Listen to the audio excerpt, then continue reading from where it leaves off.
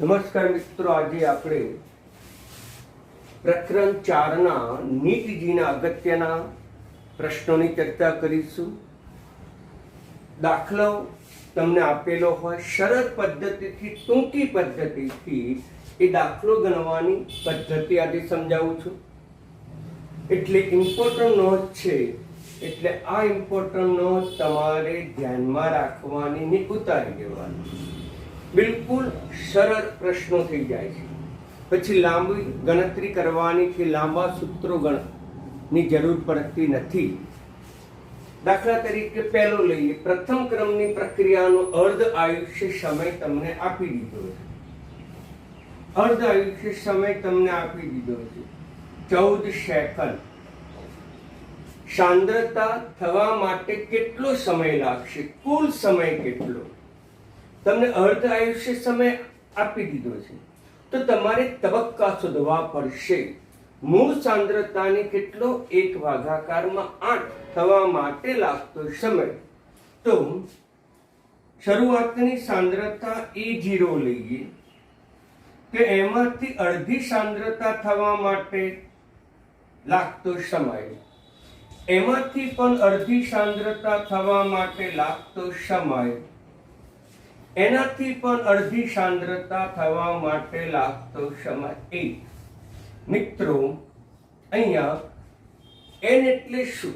તો કે પ્રક્રિયાના તબક્કા, n તબક્કા ધરાવતી અર્ધ પ્રક્રિયા સમય.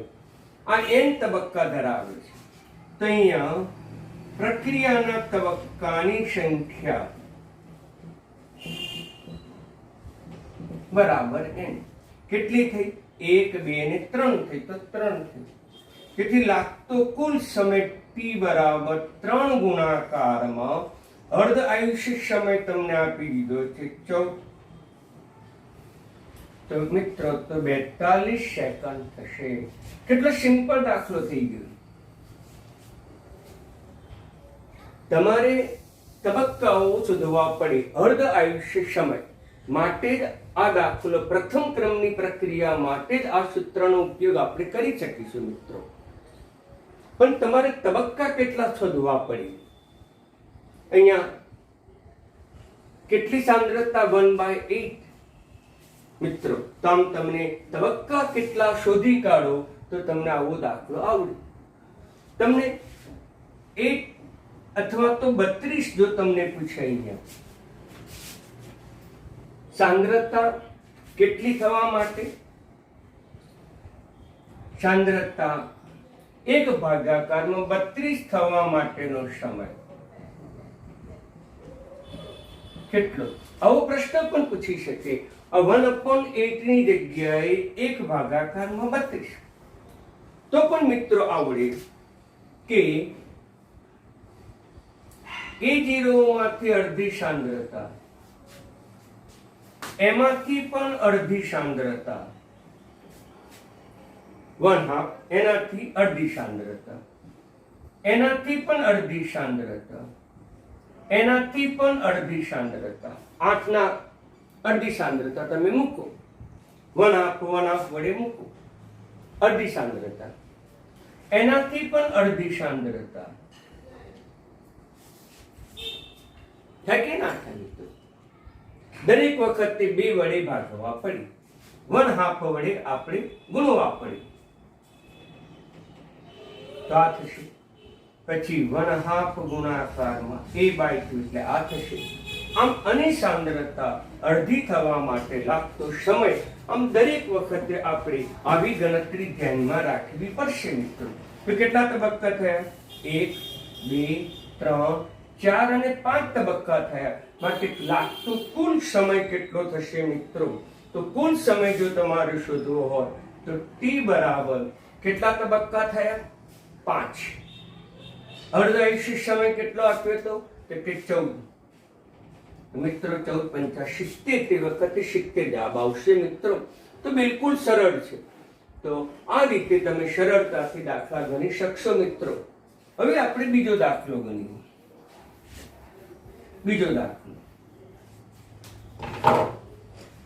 પ્રથમ ક્રમની પ્રક્રિયાની સાંદ્રતા ઘટીને 25% થાય છે, તો અર્ધ આયુષ્ય સમય કેટલો? પ્રથમ ક્રમની પ્રક્રિયામાં પ્રક્રિયકની સાંદ્રતા ઘટીને 25% થાય છે.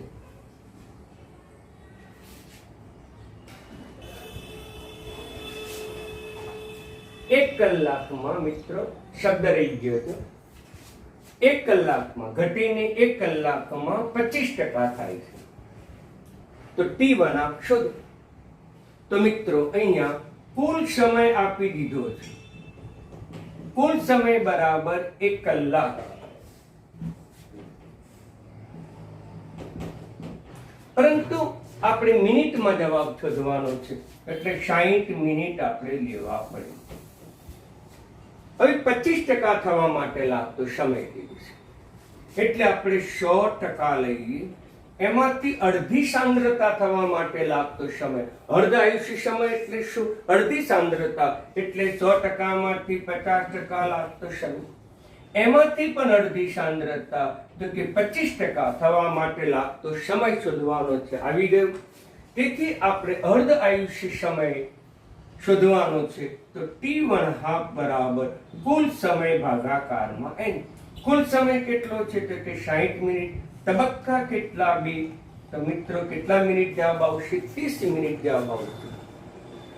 જો મિત્રો આ સૂત્રો એટલા ઇમ્પોર્ટન્ટ છે કે તમારે પ્રથમ ક્રમની પ્રક્રિયાના વિવિધ સમીકરણો કે અર્ધ પ્રક્રિયા સમીકરણો તમારે ધ્યાનમાં લેવાની કોઈ જરૂર નથી.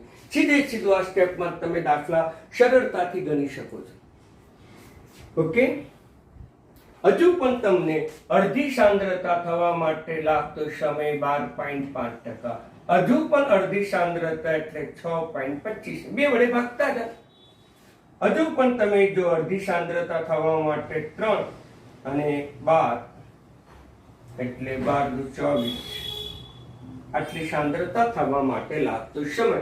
જો તમને 25%ની જગ્યાએ આટલા ટકા પૂછે તો પણ જવાબ આવડે.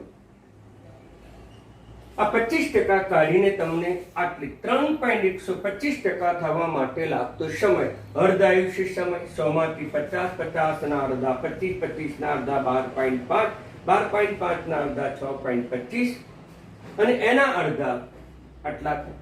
તો પછી અર્ધ આયુષ્ય સમય તમે શોધી શકો મિત્રો. તો કુલ સમય ભાગાકારમાં તબક્કા n. મિત્રો કુલ સમય કેટલો આપ્યો છે? તો કે 60 મિનિટ. કેટલા તબક્કા થાય? 1, 2, 3, 4 અને 5. તો પછી 12 મિનિટ થશે મિત્રો. તો એ વખતે 12 મિનિટ જવાબ આવ્યો. જો તમને 6.25 પૂછ્યું હોય તો 1, 2, 3, 4 તબક્કા થાય. તો 60 ભાગાકારમાં 4 કરવા.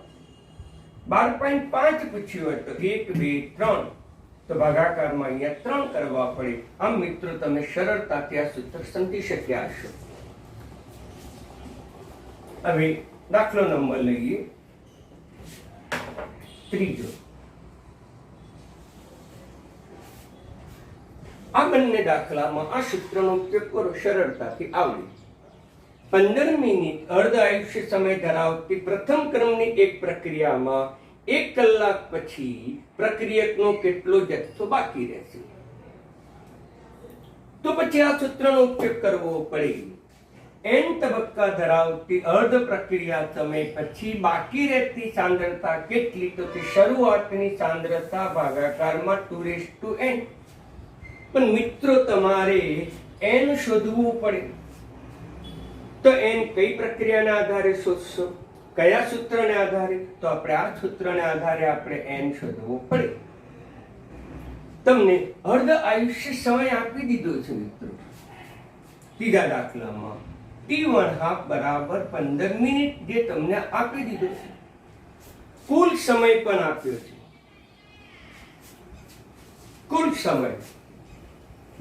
કુલ સમય કેટલો કીધો છે? કે 1 કલાક. પરંતુ આ મિનિટમાં છે, તો આપણે મિનિટમાં ફેરવવું હોય તો 60 મિનિટ થશે મિત્રો. જો કેટલા સરળ દાખલા છે. તો આપણી પાસે T બરાબર n ગુણાકારમાં T1/2 સૂત્ર છે. n શોધવું છે તો T ભાગાકારમાં T1/2. T કેટલો છે? તો કે 60, 15 એટલે કેટલો થશે? 4 થશે. થયો 4. હવે એ અહીંયા મૂકી દો. તેથી બાકી રહેતી સાંદ્રતા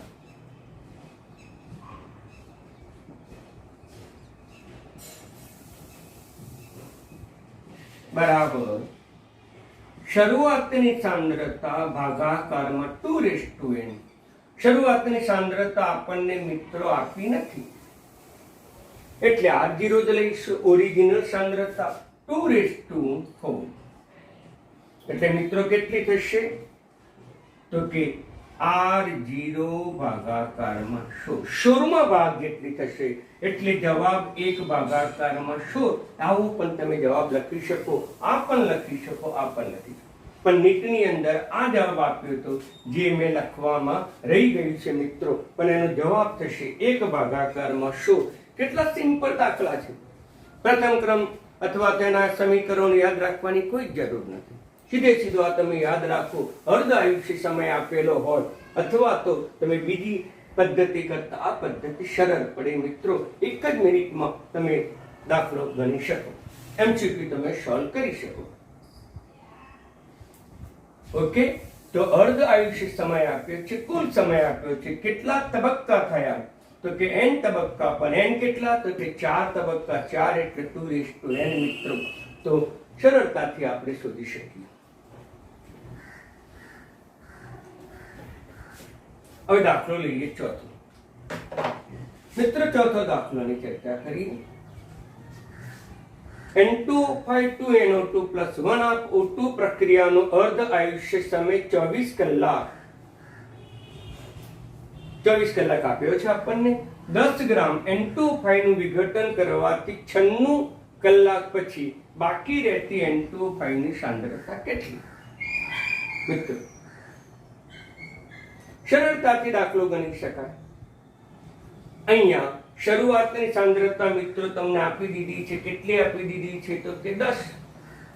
તો પછી આપણે અર્ધ આયુષ્ય સમય આપ્યો છે. કેટલો આપ્યો છે? 24 કલાક.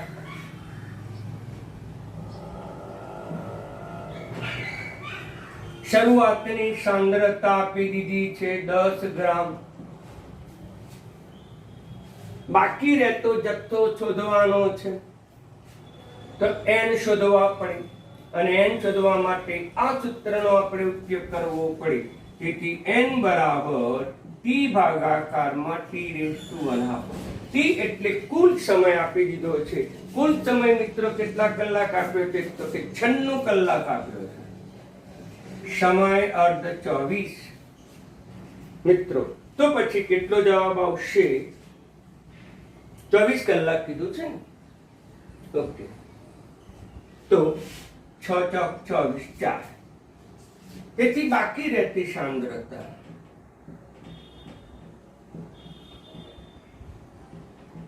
ઇઝ ઇક્વલ ટુ શરૂઆતની સાંદ્રતા ભાગાકારમાં 2:n મિત્રો.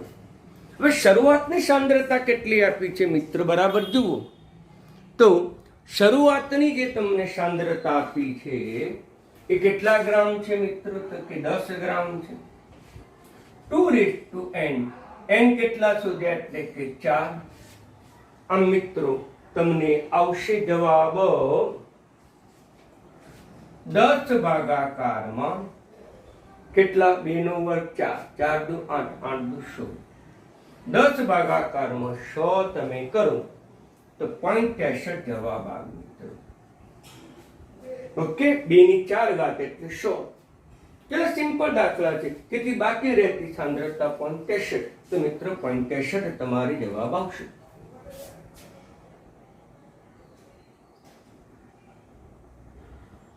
આ બંને સૂત્રનો ઉપયોગ કરીને આપણે આ શોધવાનું છે. આ બંને દાખલામાં આ બંને સૂત્રનો આપણે ઉપયોગ કરવાનો હતો. ઓકે મિત્રો, તો આવા દાખલા તમને ઘણા બધા પૂછાય તો દરેકમાં તમારે આ વસ્તુ ધ્યાનમાં રાખવાની. બાકી રહેતી સાંદ્રતા માટે આ સૂત્ર n શોધવું પડે તો n તમે આ સૂત્રની મદદથી શોધી શકો મિત્રો. એના માટે અર્ધ આયુષ્ય સમય આપેલો હોય, કુલ સમય આપેલો હોય. અહીંયા અર્ધ આયુષ્ય સમય આપેલો છે, કુલ સમય આપેલો છે. અહીંયા પણ અર્ધાયુષ્ય સમય આપેલો છે, કુલ સમય આપ્યો છે, એમ તો નક્કી કર્યા હતા, આ સૂત્રમાં મૂક્યા તો સરળતાથી સાંદ્રતા આપણે શોધી શકીએ. ચાલો હવે ધ્યાન આપો. આ દાખલો દરેક પદ્ધતિના મેં બે દાખલા ગણાયા મિત્રો, એટલે ઇમ્પોર્ટન્સ નો છે, ધ્યાન આપો. પાંચમો દાખલો લઈએ. પ્રક્રિયા એ બી માં પ્રક્રિયકની સાંદ્રતા બમણી કરતા વેગ 1.59 ગણો વધે છે.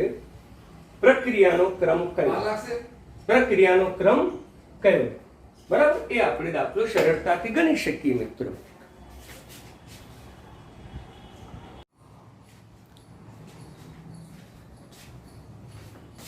પાંચમો દાખલો. પ્રક્રિયા એ માંથી બી નિપજ બને છે. પ્રક્રિયકની સાંદ્રતા બમણી કરતા પ્રક્રિયા વેગ આટલા ગણો વધે છે, તો પ્રક્રિયા ક્રમ કયો? મિત્રો ઇમ્પોર્ટન્ટ દાખલો છે, તો આપણે વેગ બરાબર કે એ ની સાંદ્રતાની n ઘાત. આમ આ પ્રક્રિયાનો વેગ આપણે આ રીતે લખી શકીએ મિત્રો, અને સમીકરણ નંબર 1 કહીએ. હવે સાંદ્રતા બમણી કરવામાં આવે તો વેગ 1.59 ગણો વધે છે. તેથી આપણી શરત મુજબ વેગ કેટલા ગણો વધી ગયો? તો વેગ 1.59 ગણો વધી ગયો. એ વખતે સાંદ્રતા કેટલી કરવાની હતી? બમણી, એટલે 2a⁴n કરવાની. અને આપણે સમીકરણ 2 લઈશું. તો સમીકરણ 2 ભાગાકારમાં સમીકરણ 1, આ બંનેનો તમે ભાગાકારનો મિત્રો, આ બંનેનો જો તમે ભાગાકાર કરશો તો વેગ ગુણાકારમાં 1.59 ભાગાકારમાં વેગ, ડાબી બાજુના પદનો ભાગાકાર ઇઝ ઇક્વલ ટુ જમણી બાજુનું પદ લઈએ તો મિત્રોમાં વેગ ઉડી જશે, કે ઉડી જશે. તેથી 1.59 ઇઝ ઇક્વલ ટુ 2n જવાબ બાકી રહેશે મિત્રો. આ તો તમને સાદું રૂપ ખબર છે, કારણ કે a⁴n ઉડી જાય, 2n બાકી રહે. હવે મિત્રો n પ્રક્રિયાનો ક્રમ શોધવો છે, અને જ્યારે પણ પ્રક્રિયાનો ક્રમ શોધવો હોય અને એ ઘાતમાં હોય અને ઘાતની જો મૂલ્ય શોધવું હોય તો log લેવો પડે. તો આપણને મિત્રો ખબર છે log 1.59 is equal to log 2n. મિત્રો આ આધારનો ઘાતાંક છે, તેથી n ઇન્ટુ log 2 log ટેબલના અથવા તો લોગેરિધમના સૂત્ર મુજબ આ લખી શકાય મિત્રો. હવે આપણે n શોધવું છે, તેથી log 1.59 ભાગાકારમાં log 2 આવશે મિત્રો. આમ n ની કિંમત શોધવાની છે, તે આના ભાગાકારમાં log 2 આવશે. હવે 1.59 નો log થશે 0.2014 અને 20 નો log તો મિત્રો તમને ખબર છે 30 10 કેરેક્ટરીસ થશે 0. એક સંખ્યા પછી દશાંશ ચિહ્ન હોવાથી મૂળભૂત સંખ્યા હોવાથી કેરેક્ટરીસ 0 અને આનો જવાબ આવશે 2.3 મિત્રો.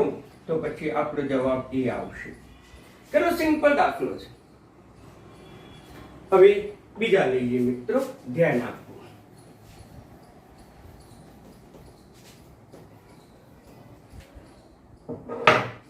298 કેલ્વિન તાપમાને વેગ અચળાંક આપેલો છે. તો પછી 300 કેલ્વિન તાપમાને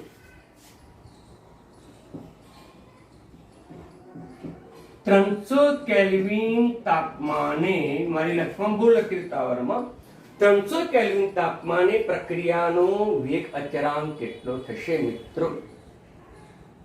બરાબર ધ્યાનમાં રાખો કે જ્યારે તાપમાન બદલાય ત્યારે તમારે આ સૂત્રનો ઉપયોગ કરવાનો, k બરાબર T⁴T2 - T1 ભાગાકારમાં. આ પણ ઇમ્પોર્ટન્ટ સૂત્ર છે. જ્યારે તાપમાન બદલાય ત્યારે વેગ કઈ રીતે શોધવાનું, તો આ જ સૂત્રની મદદથી તમારે વેગ શોધી નાખવાનો. તો પછી k બરાબર 2 અંતિમ તાપમાન કેટલું હતું તો કે 300 હતું T2 તાપમાન. શરૂઆતનું કેટલું હતું તો કે 298 હતું. તો પછી કે 2 કેટલા થશે મિત્રો? ભાગાકારમાં તો કે 2 એટલે 10 માંથી 8 જાય તો 2 અને પછી 9 એટલે 2 ભાગાકારમાં 2. ઓકે, 2 ભાગાકારમાં 2 એટલે 2:1 થશે એટલે 2k. એટલે વેગ કેટલો થશે તો કે વેગ બમણો થશે. નવો વેગ શરૂઆતના વેગ કરતા બમણો થશે. તેથી k2 શરૂઆતનો વેગ કેટલો આપ્યો તો 3.2 into 10⁻³ -3. આમ વેગ બમણો થશે. આના કરતા બમણો વેગ કેટલો તો 64 ગુણાકારમાં 10⁻³ તો આ જવાબ. કેટલો સિમ્પલ દાખલા છે. પછી આપણે પ્રથમ ક્રમની અને દ્વિતીય ક્રમની અથવા તો શૂન્ય ક્રમની એના સૂત્રો યાદ રાખવાની કોઈ જરૂર નથી. આ સૂત્રની મદદથી તમે અત્યાર સુધી જે મેં આજે ગણાયા એ સરળતાથી દાખલા ગણી શકો મિત્રો. તેથી વેગ કેટલા ગણો થઈ ગયો તો કે 2 ગણો થઈ ગયો. ચાલો હવે આ દાખલો લઈએ, 7મો દાખલો. આ જ સૂત્ર લઈશું k બરાબર 2. ચલો, અંતિમ તાપમાન કેટલું તો કે 100. શરૂઆતનું કેટલું તો કે 10. ભાગાકારમાં કેટલા 2. કેટલા થશે મિત્રો તો 10 ભાગાકારમાં 2. મારી ભૂલ છે. અહીંયા 90 ભાગાકાર મિત્રો.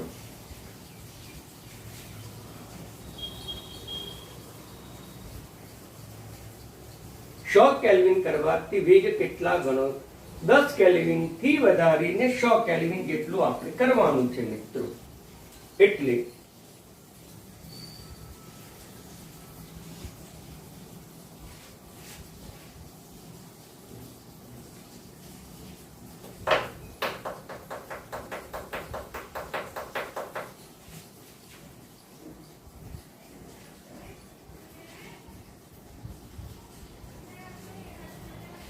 તો મારા સૂત્રમાં ભૂલ છે મિત્રો. ભાગાકારમાં 10 કરવાના મિત્રો. અહીંયા પણ ભાગાકારમાં 10 કરજો. મારી ત્યાં ભૂલ હતી. આ સૂત્રનો તમારે ઉપયોગ કરવો પડે.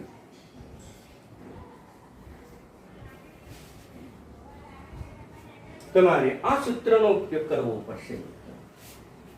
એટલે 98 એટલે 98 એટલે 8 ને 2 10 10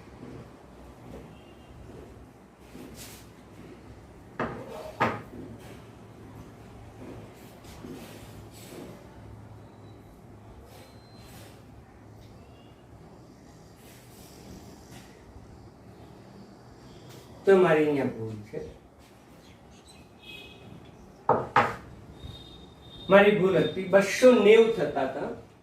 એટલે અહીંયા આપણે શરૂઆતનું કેટલું તો કે 300 T2 300 T1 290 ભાગાકારમાં 10 એટલે 10 ભાગાકારમાં 10 એટલે 2:1. તો વેગ બમણો આવશે. જવાબ તો આનો જ આવશે મિત્રો. મારી થોડી ભૂલ હતી લખવામાં. તો આ સૂત્ર તમે બરાબર યાદ રાખજો.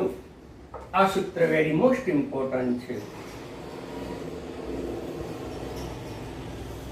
મિત્રો. આ સૂત્ર વેરી મોસ્ટ ઇમ્પોર્ટન્ટ. પણ અહીંયા મારી લખાણમાં ભૂલ હતી. અહીંયા પણ ભૂલ હતી મિત્રો. કારણ કે પેપર્સમાં બરાબર વંચાતું નતું એટલે. પરંતુ જવાબ મેં ગણે તો 6.4 જ આવતો હતો. હવે અહીંયા જોઈએ દાખલો મિત્રો. બિલકુલ સરળ છે. તો વેગ k બરાબર 2. અંતિમ તાપમાન કેટલું તો કે 100. શરૂઆતનું તાપમાન કેટલું તો કે 10 ભાગાકારમાં 10.